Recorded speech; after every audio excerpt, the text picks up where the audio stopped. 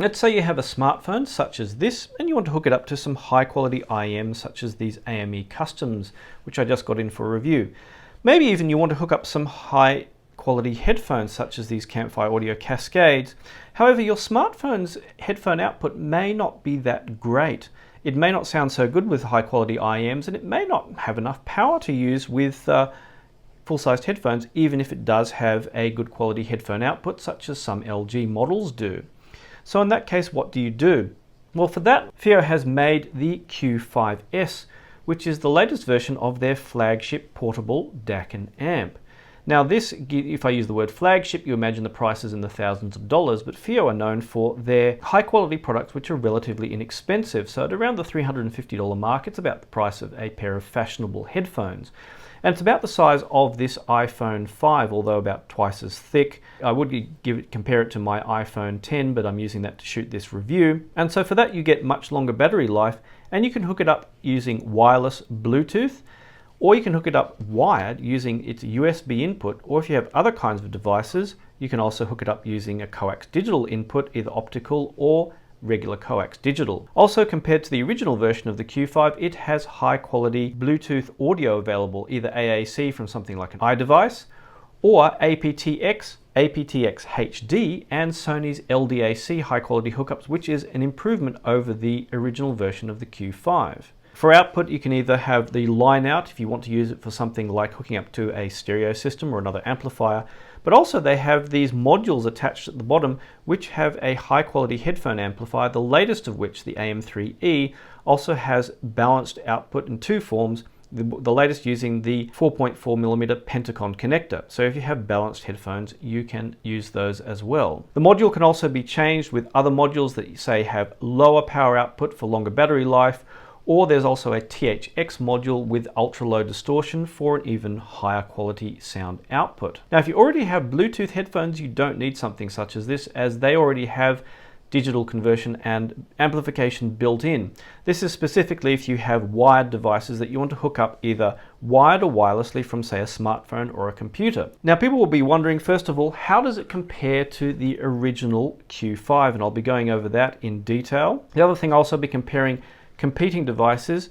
For example, I have iFi's xDSD here, which is kind of a very well received portable DAC and amp, which also has wireless and wired input and balanced output. Also, the proverbial gold standard of portable DAC amps, Chord Mojo. The question on many people's minds is probably, does the Q5S compete now with the Mojo? Has it caught up with its high quality sound output? Also, the other question I see people asking is, why would I buy a portable DAC amp with only for about, say, $100 more? I can get a full-size portable player such as FiiO's own M11, which also has very high quality output, including balanced output. So all of that and more with a variety of headphones and IEMs I'll be going over, doing a comprehensive review of FiiO's new Q5S, from the functionality through to the sound quality. So stick around if you want to see all of that.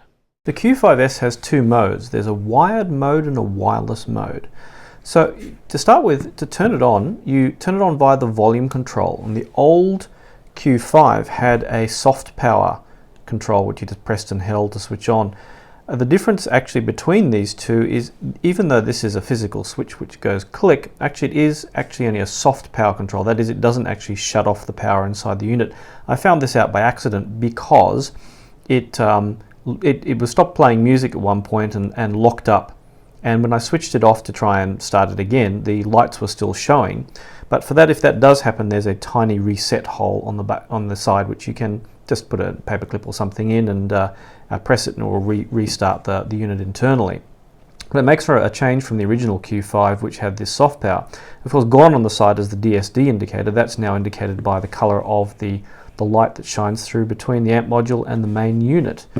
So with wired mode and wireless mode, like other devices such as the xDSD, are completely separate. In wired mode, you have the 4 inputs USB, you have line input if you just want analog input, obviously optical and coaxial digital. Now it doesn't auto-select things like the xDSD, which have a separate charging port, and of course the Mojo, which has a separate charging port. They can auto-select the input by just plugging something in. It will figure out which one is supposed to be used. The problem with this is that they've ditched the side charging port that was on the original Q5, And so what happens if you don't want your phone to charge the Q5S? Well, then what you have to do is actually connect to it via Bluetooth from a smartphone, and use the FiiO music player app to go into the settings and then switch it to non-charging mode. That's kind of an extra complication compared to the original Q5, where you could at least have 2 ports which you could switch in and out depending on which you wanted to use for digital connection and which you wanted to use for charging.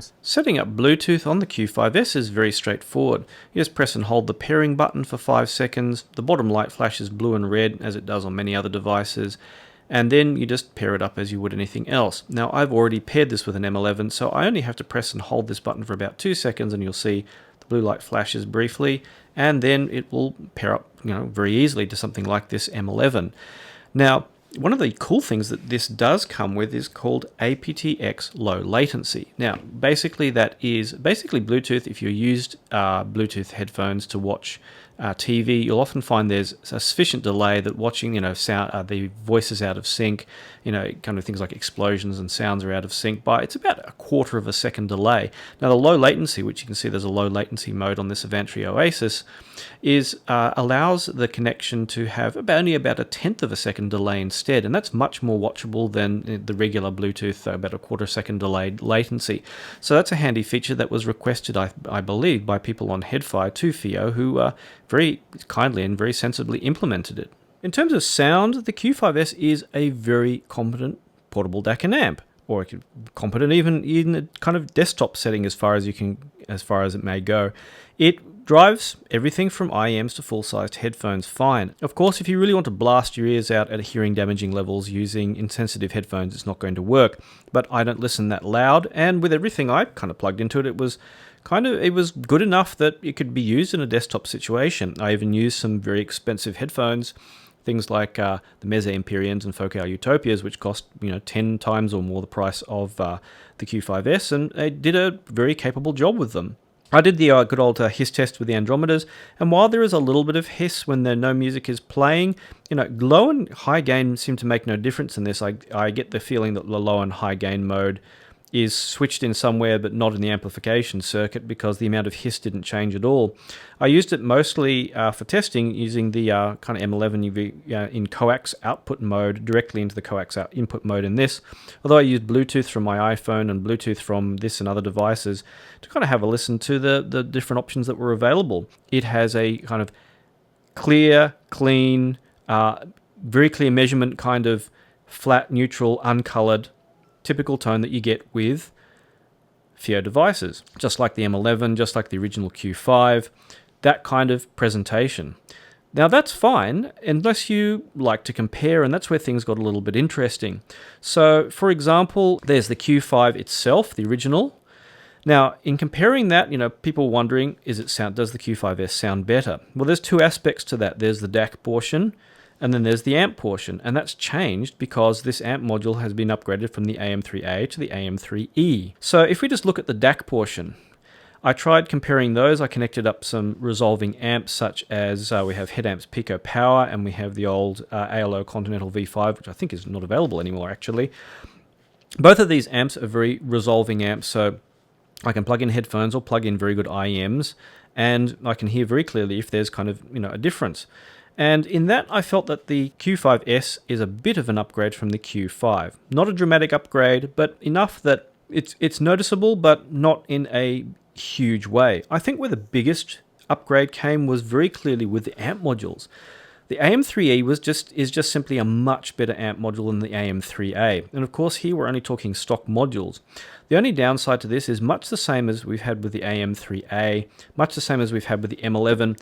If I tell you a story, on HeadFi, this guy came along and said, well, I just bought an M11 and it doesn't sound as good as everyone says it does. And they said, well, what's your setup?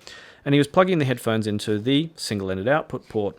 And the problem is, like with the M11, these modules which have balanced on there, the single-ended is only half the circuit. So in being only half the circuit, you only get half the power, half the performance. And it also contributes to the illusion that balanced in general is better when it is not necessarily.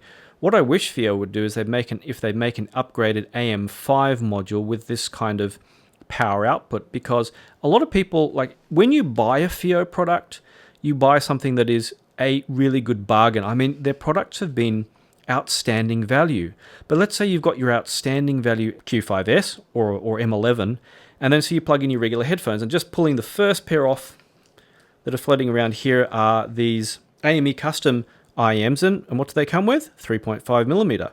And so you're going to plug them into the 3.5mm, and then you're going to be in the same kind of situation, whereas, to get that kind of performance, you have to get new cables for your headphones or recable your headphones. So that bargain value, suddenly, the bargain value of it suddenly goes down the drain when you have to pay extra money to get alternative cables or get your cables recabled to use it with the balanced output. So that's kind of the only little detrimental thing. But the performance of this AM3E module is enough that it makes absolutely no sense to me to spend money on one of these amps to try and improve on the sound. To me, there are tiny differences maybe. I mean, this has got a tube in it, for example. It's going to make a bit of a difference depending on what tube's in there. But something like the Pico Power, I didn't really notice a significant difference at kind of moderate listening levels, or especially IEM listening levels with, say, a Pico Power versus the AM3E module. And of course, then you've got an extra cable, an extra bulk, and all that kind of thing going on in there. I just didn't consider it a good enough kind of value upgrade, albeit this thing does swing 18 volts of power, which is a phenomenal amount for an amp. But unless you need crazy voltages, then there's just no point in buying an amp for something like, especially if you're going to listen with IEMs, even really expensive, say, dynamic driver IEMs like Hi-Fi Man's RE2000s. Now, in that makes a significant jump up from the original Q5. So how about compared to other gear? When I did my Q5 review, I felt that the next jump up was the xDSD, and then up from the xDSD was Chord's Mojo. So the question is, has the Q5S caught up with the Mojo? No. But it's interesting that to me, maybe in detail retrieval, it's caught up with the xDSD. But it still sounds different to the xDSD. Now, I don't go with this all amps sound the same thing. I mean, you can change a circuit. You can adjust all sorts of parameters in a circuit to make stuff sound different, even if it may measure flat. That's something that some people who are kind of overly obsessed with objective measurements don't really understand. The xDSD to me is sonically, to my ears, more what I'd call musical. And yes, that's an awful audiophile term. What the heck does that mean? To me, it sounded more like the music sounded more three-dimensional. And I'm not talking about adding the 3D. This was off the whole time I was listening, as was the extra bass.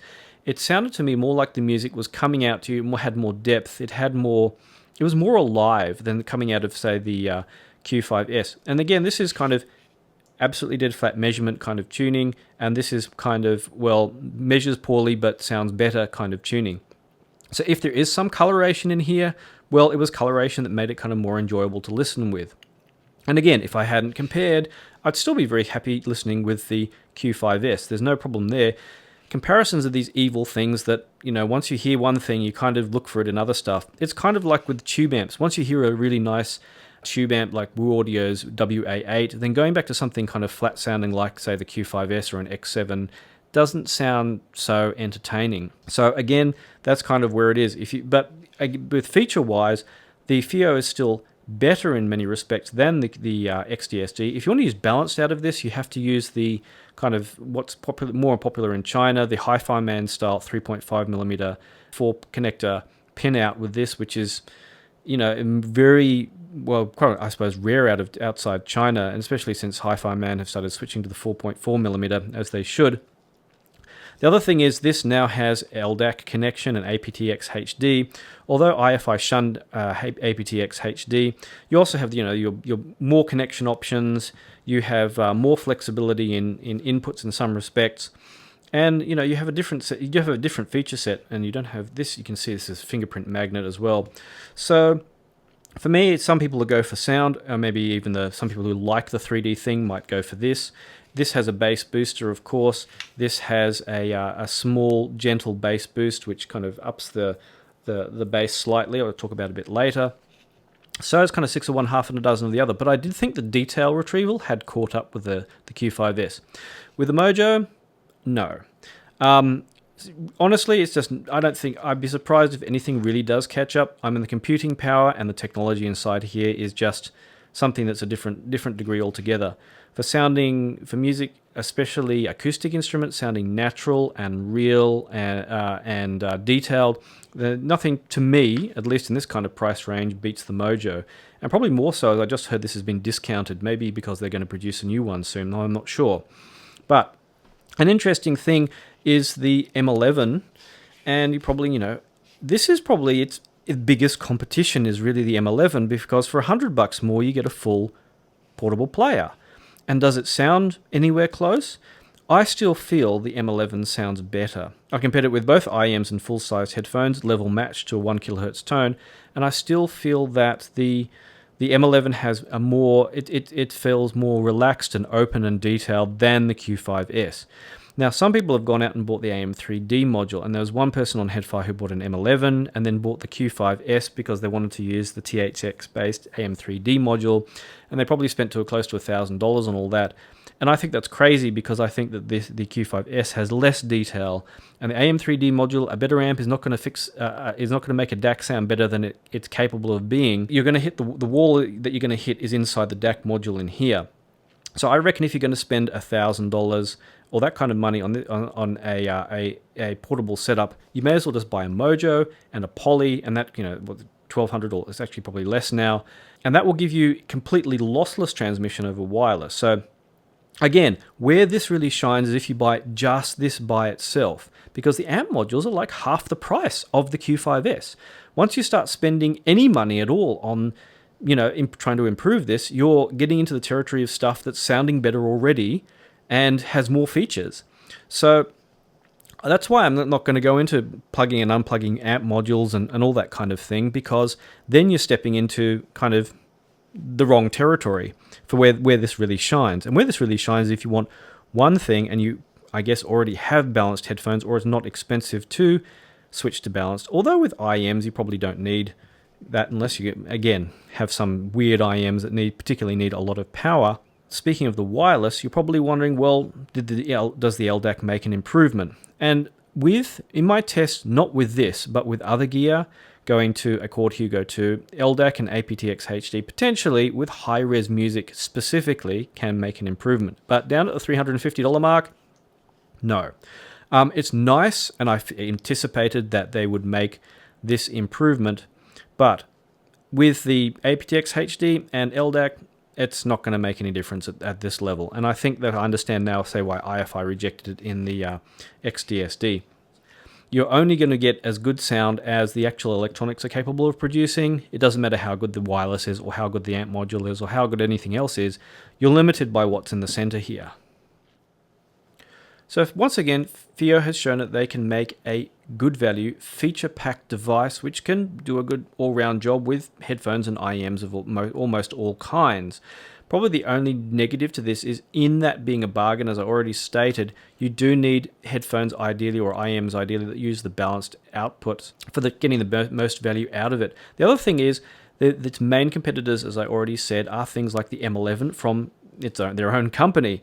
So it's kind of, it's really, the option of a really good AM5 module away, or the option of being able to buy it with different modules away from being, absolutely kick-ass value. But, if you're looking out for something, again, if you already have wireless headphones, then you don't need this kind of thing. It's for people with wired headphones and wired IEMs who want a good DAC amp, say for their smartphone or their computer, or maybe even want a wireless device either to use with, say, a smartphone or, again, a computer, or something where they specifically want to use wireless, like as a convenient little DAC to use with, say, even a hi-fi system where it will do a really nice job. So thanks once again, FiiO, for sending this over. Also, don't forget that these videos are supported by many people, such as those whose names you see on screen. If you'd like to help me out making these videos, if you do decide to buy a Q5S, consider buying it through the links in the description. Or if you'd like to help me out directly, sign up to become a member. For the equivalent of buying me a coffee once in a while, you can get my direct help when buying gear, get my advice, join in with other people who have quite a lot of experience with headphones, IEMs, and speakers even, in getting advice for your next purchase. You also get to see all my stuff in advance, get my impressions of gear early, you get to see stuff without ads, and you also, if I'm giving anything away, you get to be first in line if you want to get stuff for free. So do consider becoming a supporting member. To do so, check out the links below. So thanks once again for watching, and I'll see you online.